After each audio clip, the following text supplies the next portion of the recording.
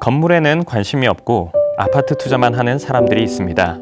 하지만 아파트 투자로 재테크를 하는 분들은 자산은 많아도 현금 흐름이 충분하지 않을 때가 많습니다.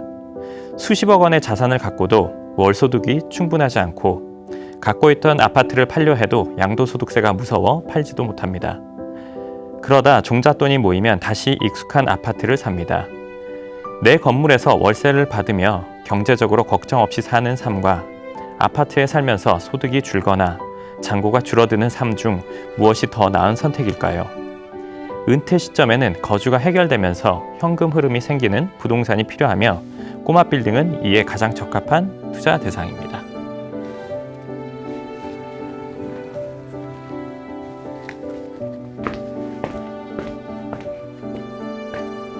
변화하는 세상을 만나는 가장 빠른 길, 내 방에 앉아 다른 이들의 삶을 경험하는 가장 쉬운 방법, 여러분의 감성, 지성, 품성, 그리고 호기심까지 가득 채워줄 만만한 책. 안녕하세요. 저는 진행을 맡은 컨텐츠 프로듀서 이진아입니다. 반갑습니다. 저금리 저성장에 코로나 리스크까지 겹치면서 금융시장의 불확실성이 커지고 있습니다. 불안전한 경제를 위해 정부에선 부양책을 쓰고 있고 저금리로 인해 유동성 자금이 많아지면서 부동산과 주식으로 흘러들어간 자금들은 전 국민을 재테크 열풍으로 몰아가고 있습니다. 시대를 막론하고 재테크의 꽃이라 불리던 부동산 재테크. 부동산 재테크에 대해선 잘 아실 텐데요. 오늘은 좀 다른 관점으로 말씀드리려고 합니다. 아파트 값이 이렇게까지 올랐다면 혹시 월세를 꼬박꼬박 받는 작은 꼬마 빌딩으로 갈아탈 수는 없는 걸까? 노후를 위해서 조금 안정적인 건물로 내가 살 수는 없는 걸까? 라는 생각을 하게 되는 거죠. 상상만으로도 가슴 두근두근 거리는 일인데요. 아파트 대신 강고 빌딩 투자에 대해서 이야기를 하시는 연금형 부동산 연구소 황준석 소장님 모시고 오늘 이 이야기를 들어보도록 하겠습니다. 어서 오세요, 소장님. 반갑습니다. 네, 반갑습니다. 네네. 시청자 여러분께 소개를 좀 해주시겠어요? 네, 반갑습니다. 저는 연금처럼 월세 받게 해주는 연금형 부동산 연구소를 운영하고 있는 황준석 소장입니다. 반갑습니다. 그럴 날이 오면 좋겠네요. 그렇죠?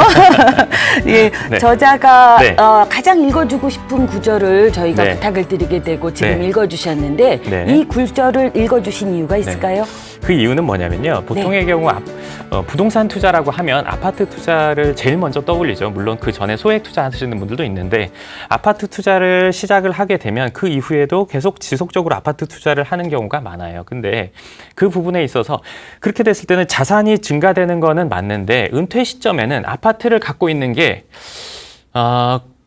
마지막 끝은 아니거든요. 왜냐하면 자산은 많지만 현금 흐름이 들어와줘야 되는데 현금 흐름이 들어와주지 않으면 자산은 몇십억이지만 몇 억이고 몇십억이지만 생활이 힘들어요. 국민연금을 받거나 아니면 예를 들어서 내가 뭐 일을 해야 되거나 아니면 자식들에게 기대거나. 근데 그게 필요한 게 아니라 내가 건물을 갖고 있으면서 거주도 되면서 물론 거주가 완벽하게 예전처럼 뭐 아파트처럼 되진 않겠지만 그러더라도 현금 흐름이 나오는 건물을 갖는 게 좀 더 나은 결정, 선택일 수 있기 때문에 그 부분에 대해서 관심을 한번 가져보시는 게 좋을 거라고 생각해서 말씀드리게 됐습니다. 새로운 관점의 부동산 재테크에 대해서 조언을 하시고 싶으셨던 것 같은데 맞습니다. 네, 이 책을 쓰게 된 계기는? 이 책을 쓰게 된 계기는요. 사실은 제가 유튜브 방송을 하고 있어요. 유튜브 방송을 하고 있는데 부동산 건물에 대한 것들을 하고 있는데 제가 거기에서 얘기하면서 그 시청자분들이 공통적으로 하시는 질문들이 있더라고요. 근데 그거를 제가 매번 말하기는 어려워서 그거를 정보집으로 만들었어요. 그래서 그 정보집이 50페이지 정도 됐거든요. 근데 그 정보집을 써놓고 보니까 또 반응들이 좋았어요. 그거에 대해서 저희 직원들도 출판을 해보면 어떠냐 이런 얘기가 있고 실제 출판사 컨택을 해보니까 그걸 해보자는 출판사들이 한두 군데가 아니라 많더라고요. 그래서 책을 쓰는 게 제가 사실 많이 부담스러웠거든요. 이전에 책을 4번 출간해봤었는데 근데 또 이게 책 쓴다는 이게 참 힘들어서 안 하고 싶었는데 그렇게 반응이 좋다 보니까 마음을 먹고 다시 출판을 하게 됐습니다.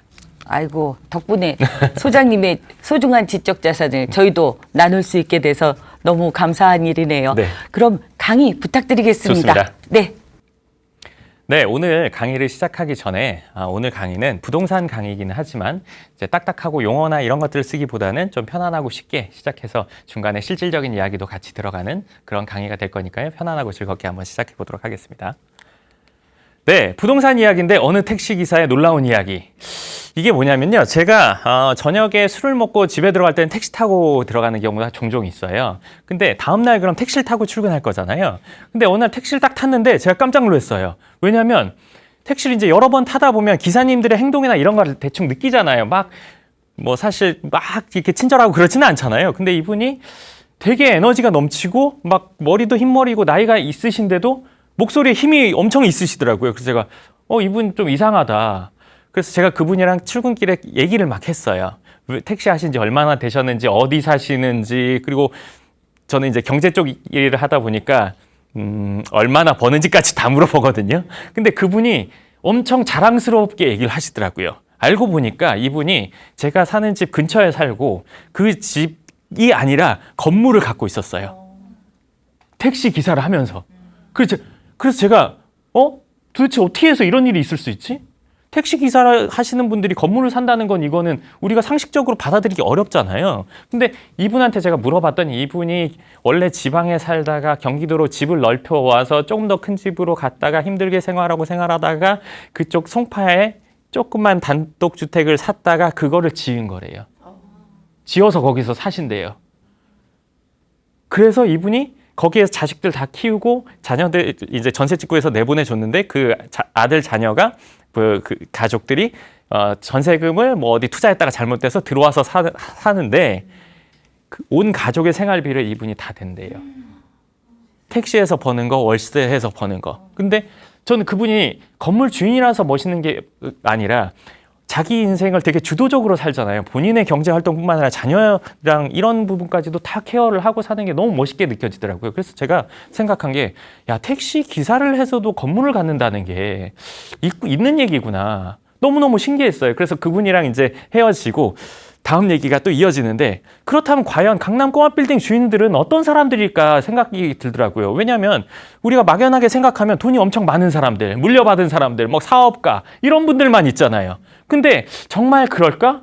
택시기사인 분도 했다면 보통 사람도 있지 않을까? 이런 생각을 하게 된 거예요. 그래서 제가 건물을 산 분들을 이제 만나기는 했지만 상세히 물어보지 않은 적들이 또 많았는데 그 뒤부터는 이제 상세히 물어보게 됐어요. 어떻게 해서 건물을 사겠느냐. 근데 처음에 직장생활 부부로 시작해가지고 꼬박꼬박 모아서 작은 집에 갔다가 어떻게 됐다가 그러다가 강남에 단독주택 샀다가 그걸 재건축했다는 분들이 한 분, 두 분이 아니더라고요.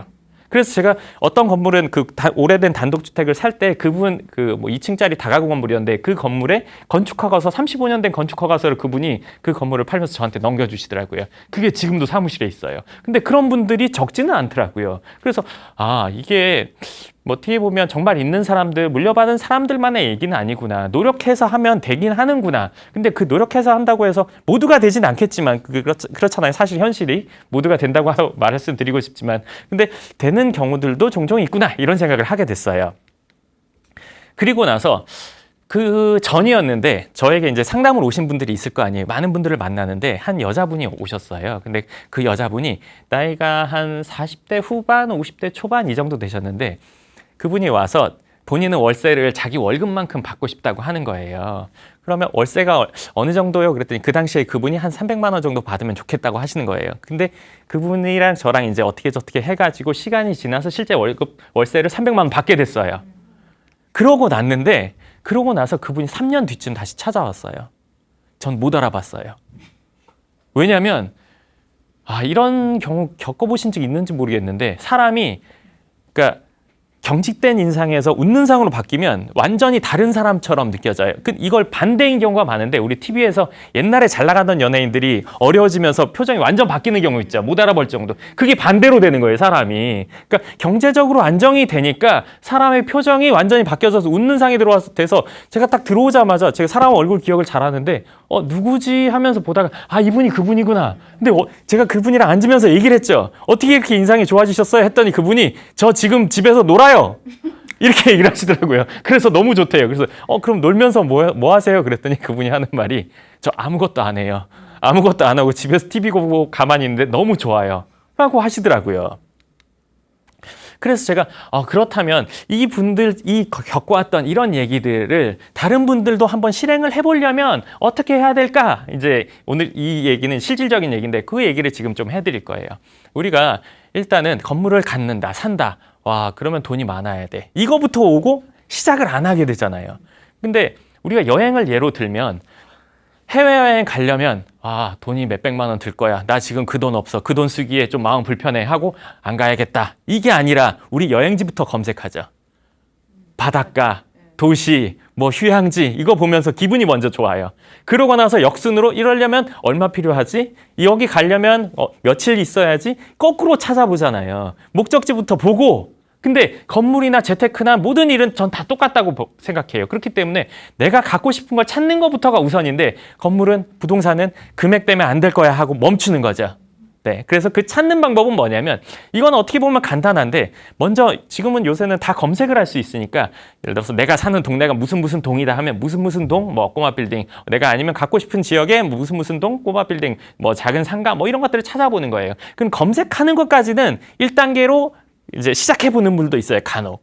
그리고 나서 찾아보고 나서 비싸구나 거기서 또 한번 포기하는 분들이 있죠. 근데 그렇게 찾아보고 나면 그 뒤에 그 물건들에는 다 연락처들이 있어요. 그럼 그 연락처에 전화를 해보는 거예요.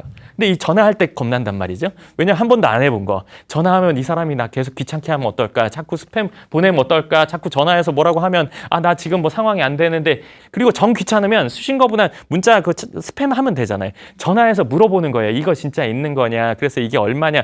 내가 모르지만 모르는 걸 가르쳐 주라고 있는 그 상대방이기 때문에 내가 편안하게 얼마든지 물어봐도 돼요. 그럼 그분이랑 얘기하고 이 과정을 거치고 나서 그 다음 단계는 뭐냐면 좀 여기는 턱이 조금 있긴 있는데 그 부동산 가봐야 돼요.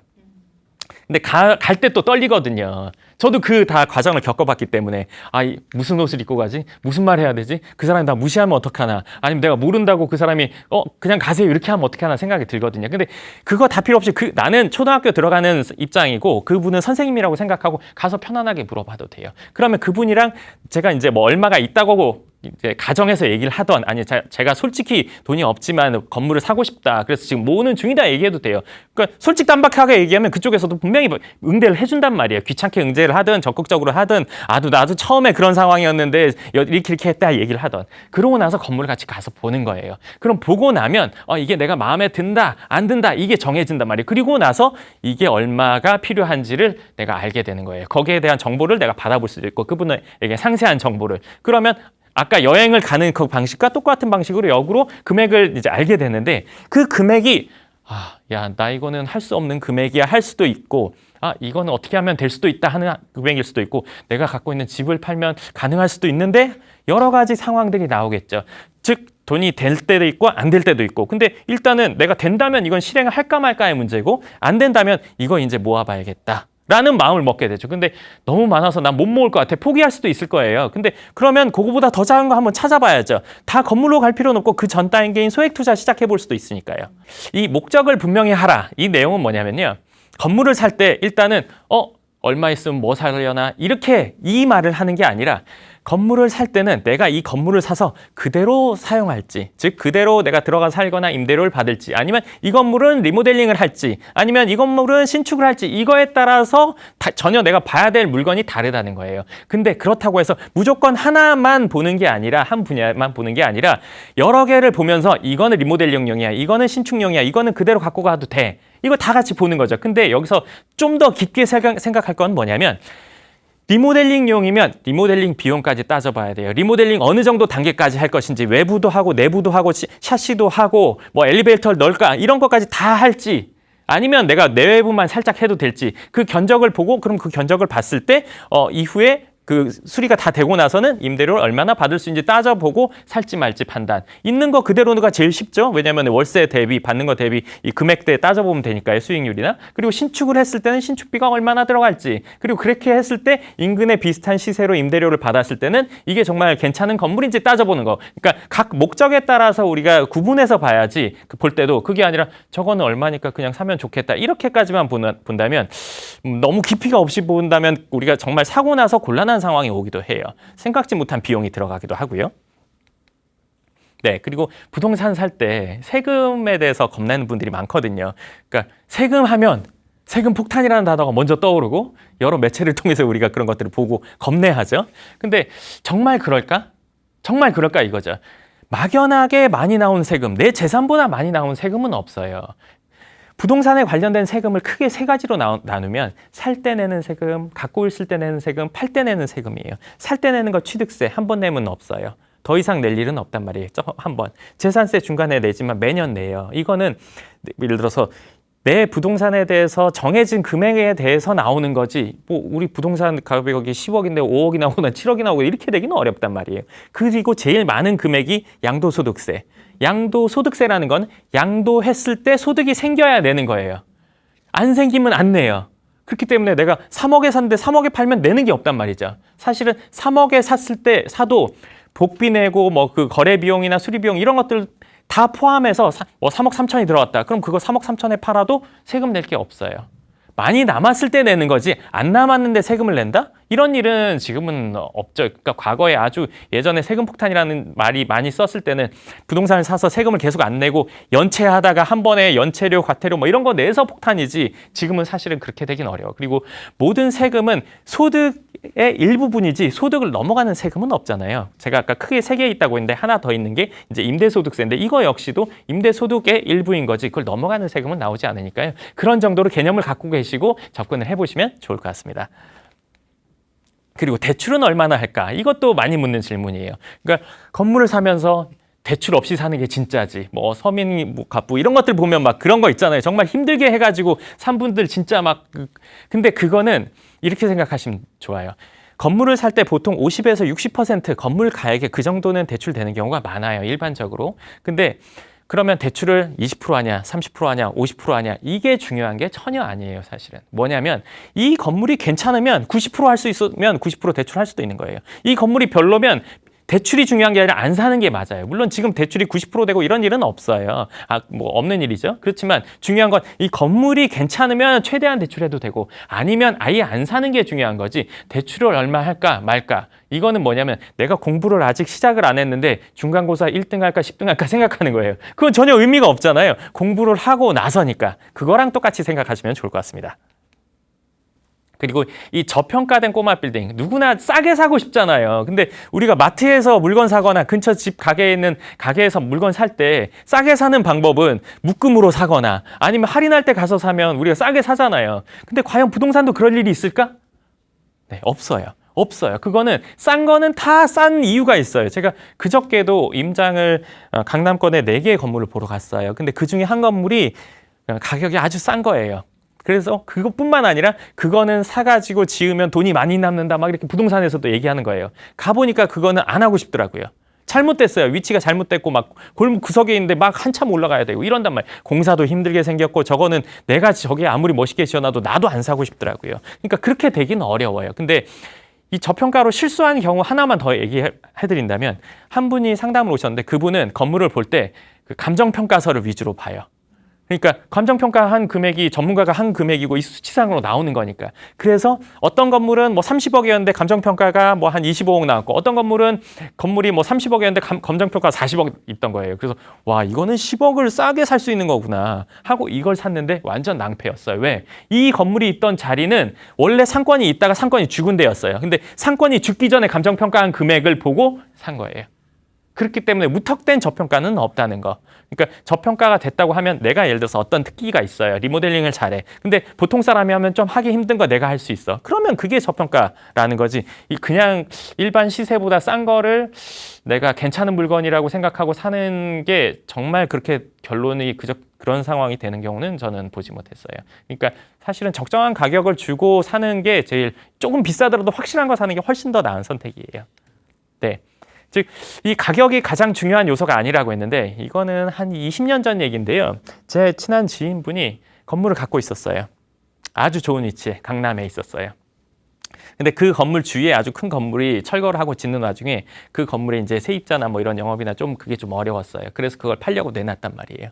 근데 이 건물을 이분이 25억에 파셨어요.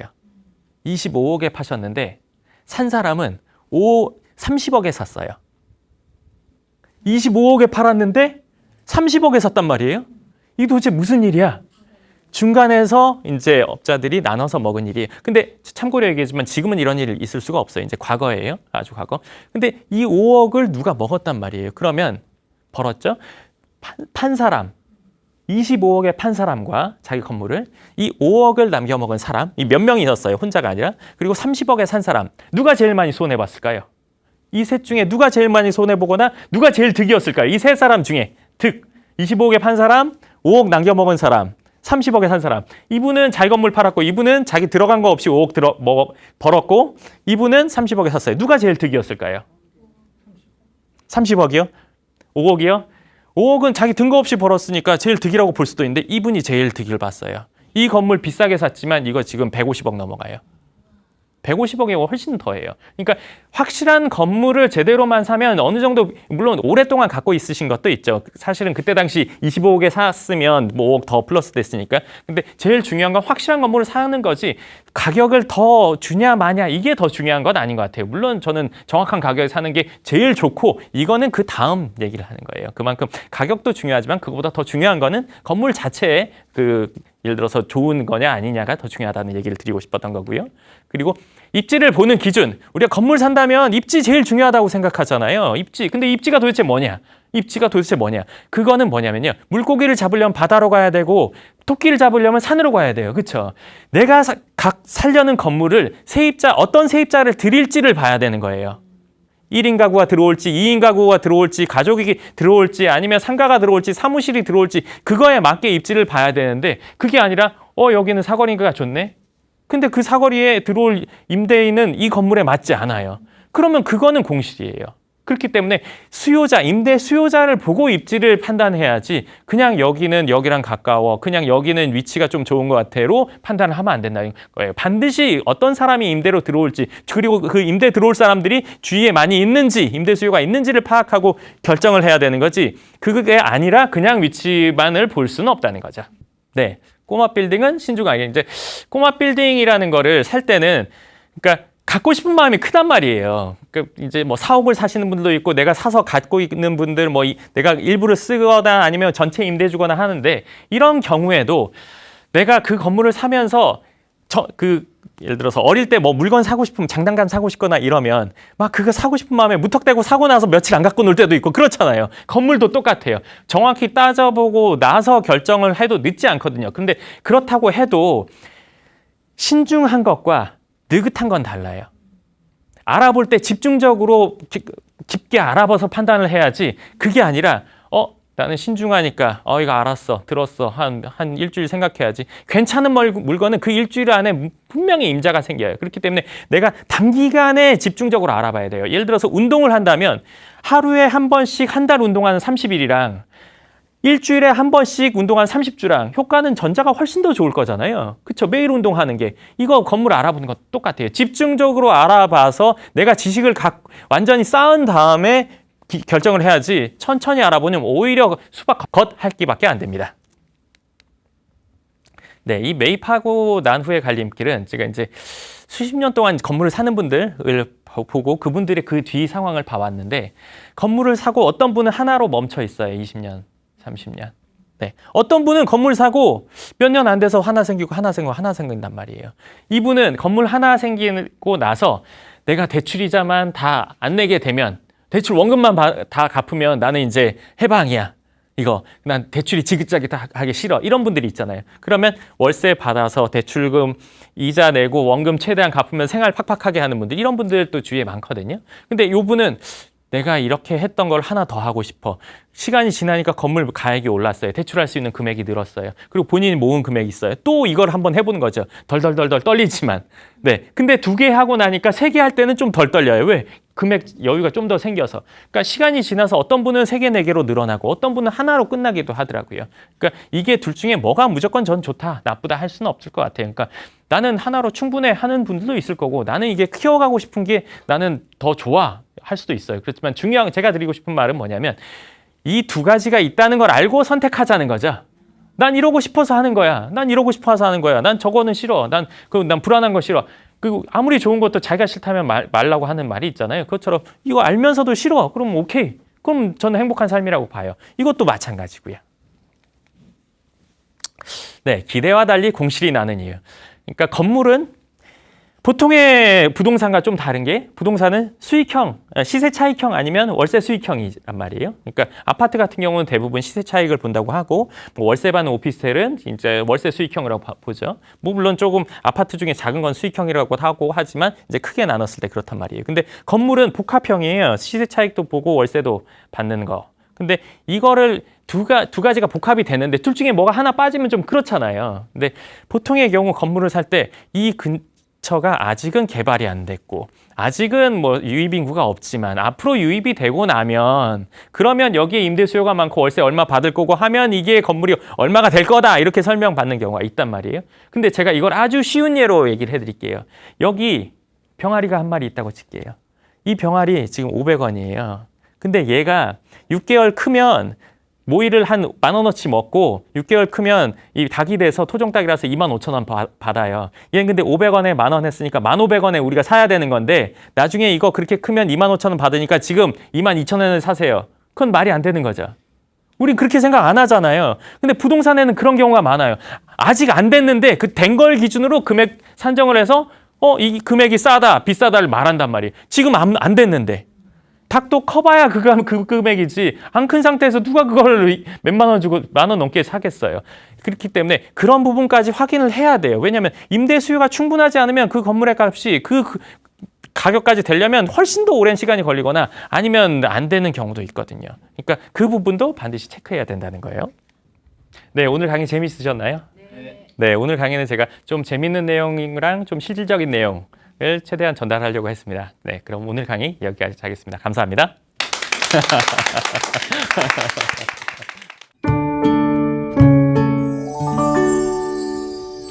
강의 너무 잘 들었습니다. 네. 아낌없는 정보 나눠주셔서 정말 감사드립니다. 네, 감사합니다. 네, 소장님은 부동산에 관심을 가지시게 된 계기는 어떤 것이었을까요? 네, 저는 원래 대학을 졸업하고요. 요식업을 한 3년 반 했었어요. 근데 그렇게 하면서 저는 그때 어린 나이에 일단은 가게를 잘 되게 하고 나는 매니저를 두고 좀 여유롭게 보내보겠다. 이 생각을 하고 처음에 시작을 한 거였는데 근데 하다 보니까 또 그렇지는 않더라고요. 그러니까 네. 잘 되는 식당들 사장님들 보면 제일 일찍 나와서 제일 늦게까지 있고 그리고 이분들이 돈을 잘 번다고 해도 자녀들은 해외여행 뭐 유학 가서 좋지만 이분은 정작 돈 쓸 시간은 없더라고요. 그래서 어떻게 하면 좀 돈을 뭐 내가 막 일하는 거 왜 벌 수 있을까 생각하다가 부동산에 관심을 갖게 됐습니다. 젊은이들의 꿈이 아닐까요? 그러게요. 그런데 네. 제 나이가 돼도 이루기 쉽지 않은 그런 꿈입니다. 맞습니다. 네네. 아파트 대신 꼬마 빌딩이라는 말씀을 하셨는데 네. 사실 꼬마 빌딩이라는 말보다 더 꽂히는 말은 네. 연금형 네. 꼬마 빌딩이라는 말입니다. 네. 네. 꼬박꼬박 월급이 나오는 안정적인 시스템을 네. 갖는 거에 꽂히게 네. 되는데 네. 그리고 꼬마 빌딩이라고 할 땐 또 기준은 어떻게 될지도 궁금합니다. 네. 어떤 걸 꼬마 빌딩이라고 하나요? 네, 그게 이제 꼬마 빌딩의 기준이 사람마다 다 달라요. 말하는 분들마다 다른데 제가 생각하는 거는 뭐 대지 면적이 60평 내외 그리고 뭐 크기는 높으면 한 6, 7층까지 최대 그 정도. 그래서 뭐 200 건평으로 쳤을 때 건평이라는 게 건물의 모든 평수를 합한 걸 건평이라고 하거든요. 네네. 건평 기준 한 250평 미만 정도 내외나 미만 그 정도면 뭐 꼬마 빌딩이라고 하면 맞을 것 같습니다. 그래서 뭐 아주 작은 것도 있을 수 있겠죠. 예. 네. 그럼 막 아주 대단한 빌딩을 얘기하는 건 아닐 터이니 그렇죠. 예, 성공 사례를 하나만 말씀해 주실 수 있을까요? 그 성공 사례 중에 최근에 얘기를 해드리면요. 그러니까 뭐 저희랑 제가 하는 일과 같이 해서 이제 건물을 사게 되신 분이 있었는데 그분이 건물을 산 시점이 불과 몇 달이 안 됐는데요. 한 3-4달밖에 안 됐는데 그 건물을 참 사자마자 건물을 팔려고 근데 그 건물을 팔려고 하는 사람이 그 건물에 임대 들어오신 분이에요. 근데 들어와서 좋으니까 이제 사겠다고 하는데 그 차액을 얘기해드려도 될까요?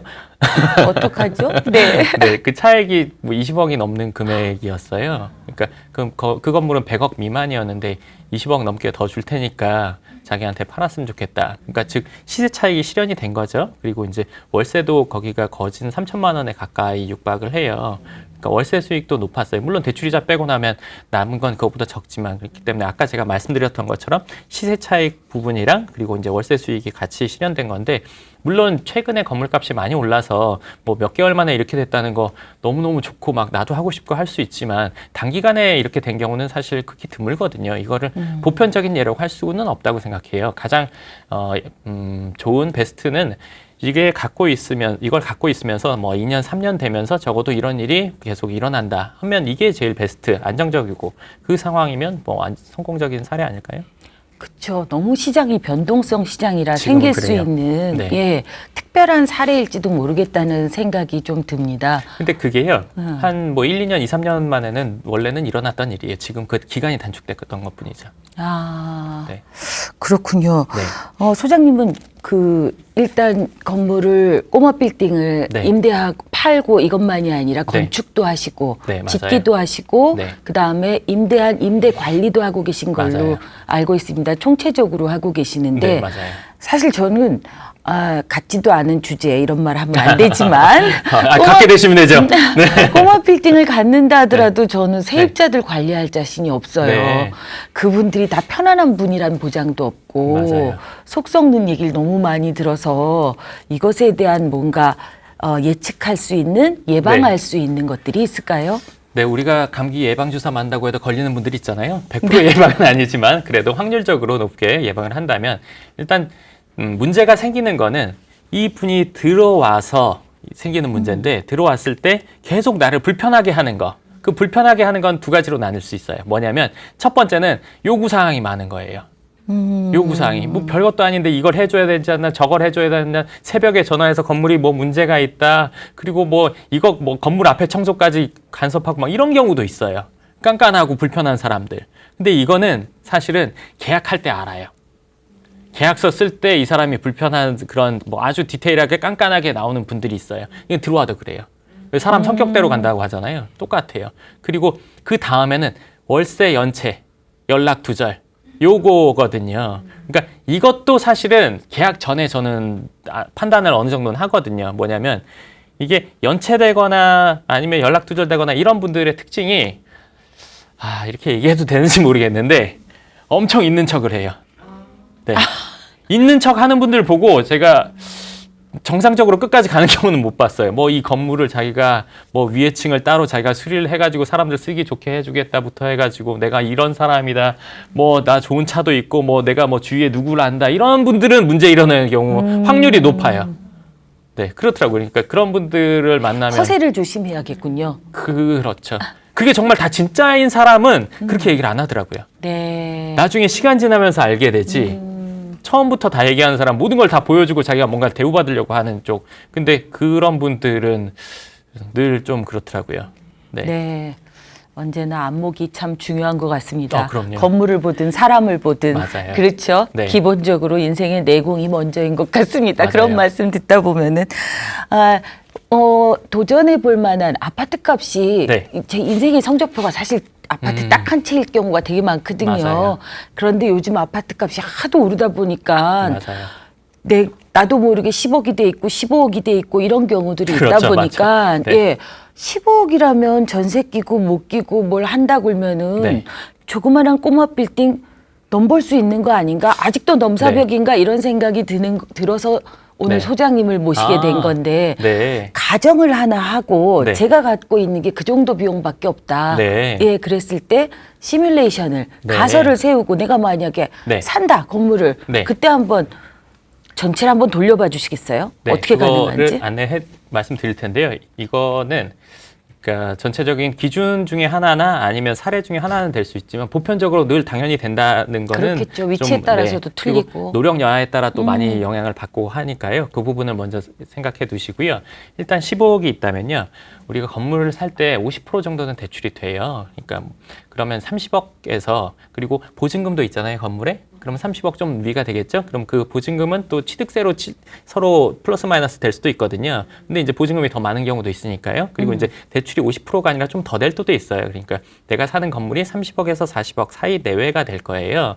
그러면 30억짜리로 하고 그냥 예를 들어 볼게요. 우리가 소소하게. 그러면 이 건물을 연 3.6% 수익률이 나온다. 이것도 수익률에 대해서는 제가 뭐 얘기를 좀 더 드리고 넘어간다면 요즘엔 수익률이 많이 낮아져서 뭐 2%대 이런 것들도 있지만 높은 것도 있고 막 그래요. 그래서 제가 예를 들어서 말씀드리는 거예요.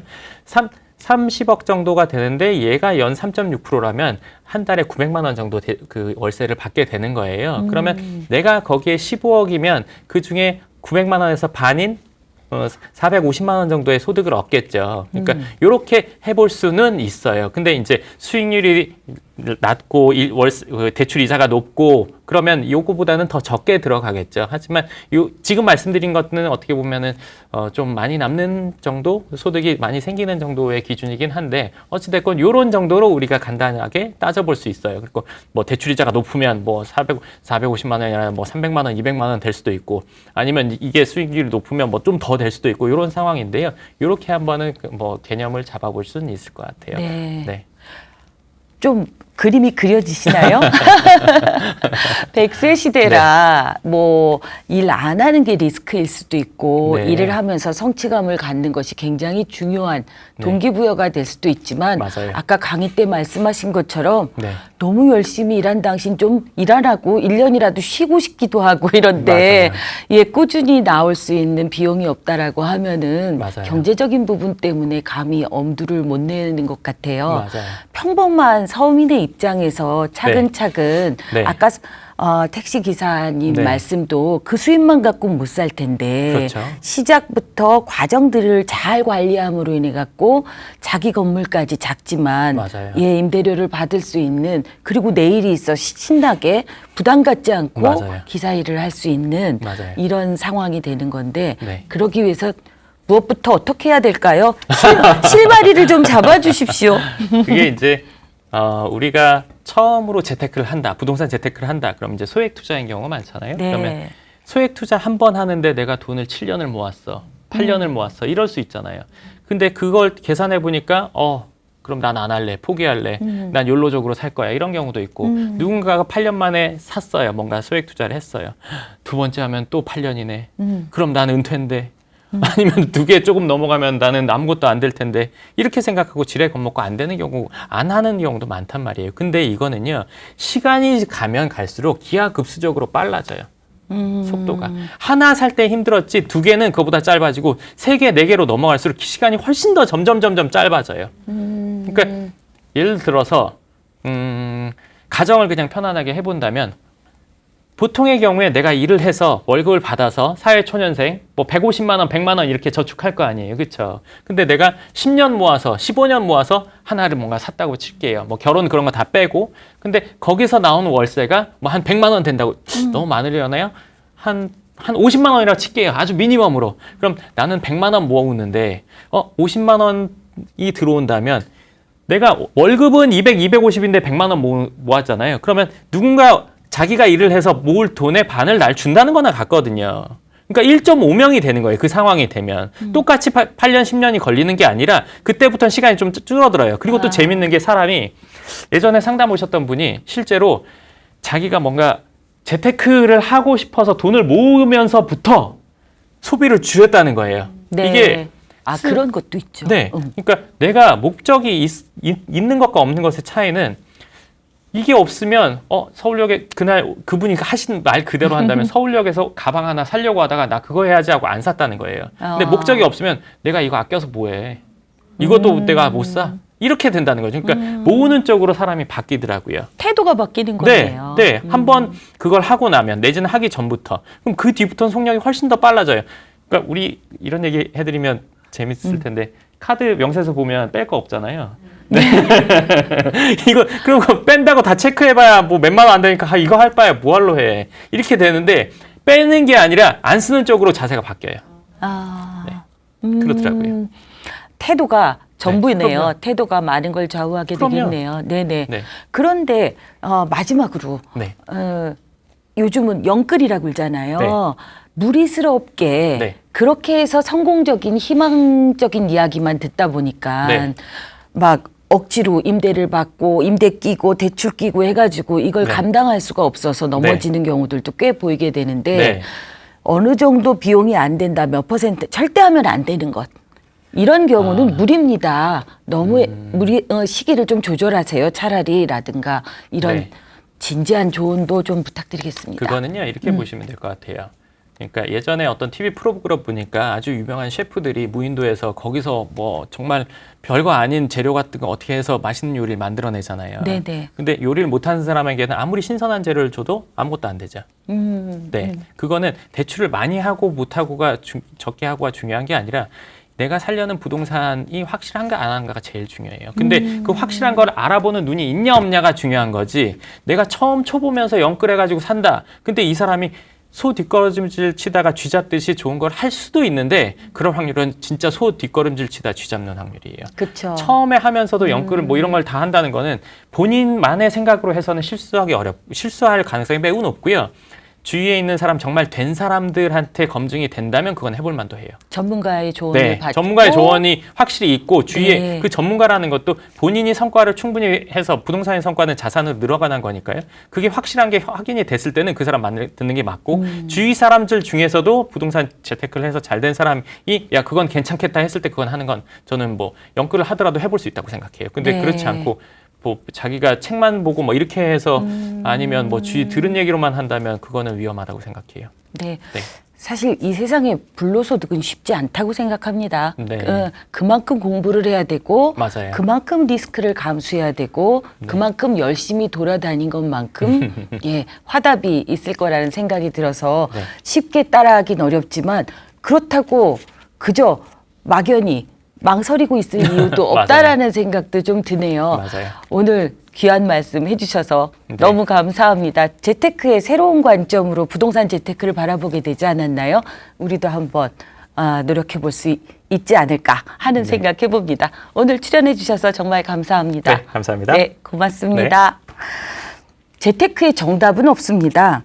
사람마다 수입이나 가족 형태 그리고 삶의 패턴도 다를 거고요. 가지고 있는 자산의 규모나 방식도 전혀 다를 거라고 생각합니다. 하지만 분명한 건 평안한 노후를 위해서 필요한 것의 가장 중요한 지점은 경제적인 내용 아닐까 하는 생각이 들어서 이 부분을 어떻게 우리가 케어해 나갈 거냐 이게 제일 중요한 거 아닐까 싶습니다. 안정적인 노후를 위해서 연금처럼 꼬박꼬박 월세를 받을 수 있는 작지만 내게 맞는 꼬마 빌딩이 있다면 정말 좋겠다는 생각을 한번 해봅니다. 오늘 소개해드린 책이 그 고민에 도움이 되셨기를 바라면서 오늘은 만만한 책 여기까지입니다. 다음 주에도 흥미진진한 주제로 다시 찾아뵙겠습니다. 감사합니다.